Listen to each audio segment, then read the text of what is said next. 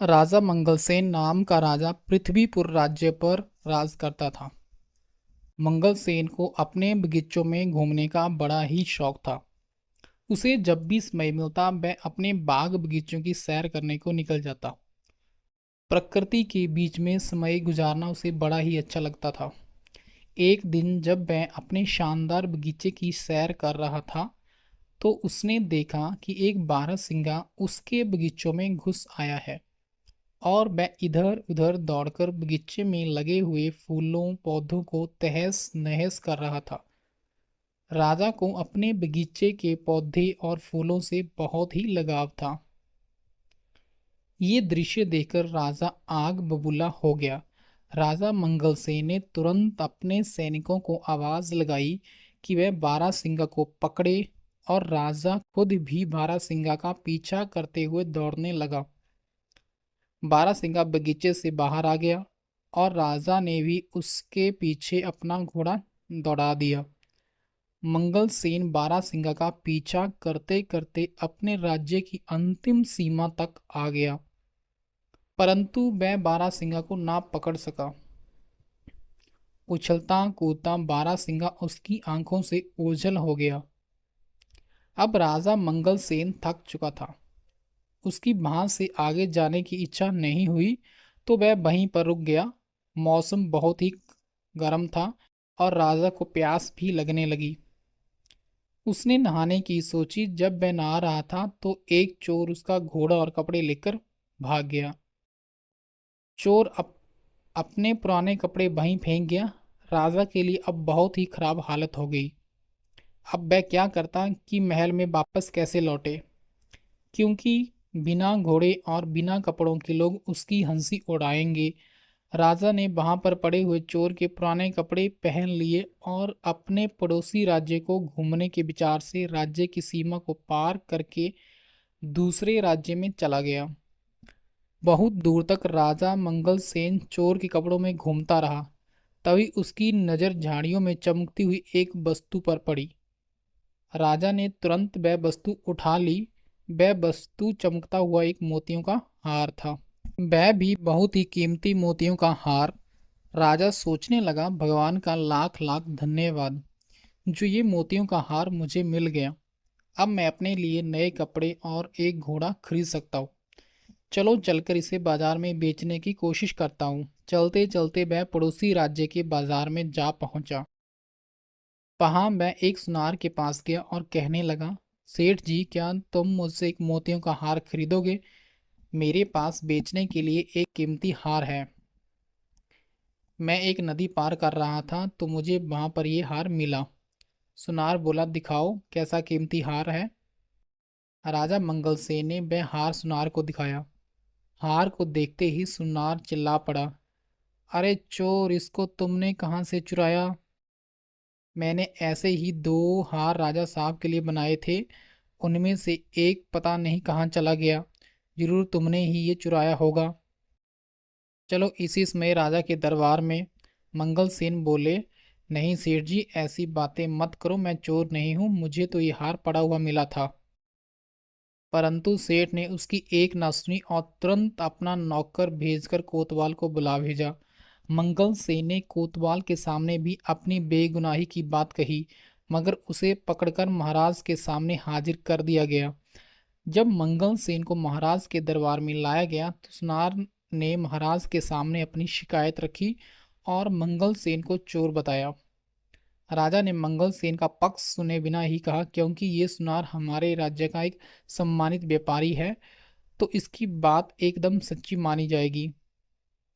जबकि ये आदमी हमें कोई घुसपैठिया मालूम पड़ता है, इसलिए इसे चोरी के अपराध में कारागार में डाल दिया जाए और ठीक 3 दिन के बाद इसके हाथ काट दिए जाएंगे।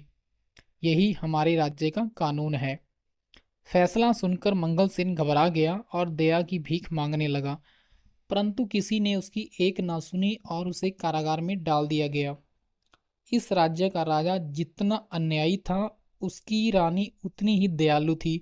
जब रानी को ये सारी बात मालूम हुई तो उसने राजा से कहा, महाराज आप इतना बेरहम हुक्म कैसे दे सकते हैं? जबकि इस मामले में कोई गवाह भी पेश नहीं किया गया और ना ही आपने उस अपराधी को अपना पक्ष रखने दिया। ये सुनार तो होते ही बदमाश हैं। आप तो जानते ही हैं कि ये पैसे के लिए कितना झूठ बोलते हैं और धोखा देते हैं। सच कहिए तो मुझे उस आदमी की बात पर पूरा विश्वास है। राजा ने उसे डांटते हुए कहा, जुबान संभाल कर बात करो। तुम्हें राजकाज के मामलों में दखल देने का कोई हक नहीं है। रानी बोली, मैं चुप नहीं रहूंगी। कुछ दिनों से मैं दरबार में आपका खराब व्यवहार देख रही हूँ। आपके सलाहकार और मंत्री आपसे नाखुश हैं और आपकी जनता आपसे विद्रोह करने को तैयार है। अगर आप इसी रास्ते पर चलते रहे तो सारा राज्य बर्बाद हो जाएगा। रानी की बातें सुनकर महाराज का गुस्सा और भी भड़क गया, मानो आग में घी डाल दिया गया हो। उसने कहा, ठीक है, तुम अगर उस आदमी से इतनी हमदर्दी है तो मैं तुम्हें उसी के पास पहुंचा देता हूँ। राजा ने सैनिकों को आदेश दिया कि रानी को भी उसी चोर के साथ कैदखाने में डाल दिया जाए। सैनिक ये सुनकर चौंक पड़े। वह चाहते तो नहीं थे, परंतु राजा के हुक्म का पालन करना उनकी मजबूरी थी। सैनिकों ने रानी को मंगल सेन के साथ उसी कारागार में डाल दिया। मंगल सेन ने जब रानी को अपने कारागार में देखा तो आश्चर्यचकित रह गया। रानी ने उसे पूरी बात बताई। अब मंगल सेन और रानी दोनों को ही एक दूसरे से हमदर्दी हो गई थी। वह रात दोनों ने जागकर बिताई। कारागार के कुछ सैनिक रानी के वफादार थे, जबकि वह महाराज से नाखुश थे। अगली रात रानी अपने वफादार सैनिकों की मदद से मंगल सेन को साथ लेकर कारागार से फरार हो गई। दोनों भागकर राज्य के दूसरे जंगल में जा पहुंचे और झोंपड़ी बनाकर रहने लगे। मंगल सेन को कारागार में बहुत ही यातनाएं दी गई थी, जिसकी वजह से वह अस्वस्थ रहने लगा था। और रानी ने उसकी बहुत सेवा की जब तक कि मंगल सेन ठीक नहीं हो गया। जल्द ही रानी मंगल सेन को पसंद करने लगी। मंगल सेन भी रानी के प्यार का बदला प्यार से ही दिया और दोनों ने विवाह कर लिया। मंगल सेन जंगल से लकड़ियां काटकर बेचने लगा, जिससे कि वे अपना निर्वाह कर सके। कुछ महीनों बाद मंगल सेन की पत्नी ने एक सुंदर बालक को जन्म दिया। एक दिन की बात है, जब मंगल सेन की पत्नी जंगल में कुछ फल तोड़ने गई हुई थी तो उसका पति और बच्चा सोए हुए थे। अपने बच्चों को वह मंगल सेन के निगरानी में छोड़ गई थी। घुटनों के बल चलते चलते बालक नजदीक के ही कुएं के पास जा पहुंचा और कुएं में गिर गया। जब मंगल सेन की आंख खुली तो बच्चे को वहां ना पाकर वह बहुत दुखी हुआ। वह तो बिल्कुल पागल सा ही हो गया और चिल्ला चिल्ला कर रोने लगा। कहने लगता है कि मेरे बच्चे को किसी जंगली जानवर ने खा लिया है। अब मैं क्या करूं? इसकी माँ को मैं क्या मुंह दिखाऊंगा?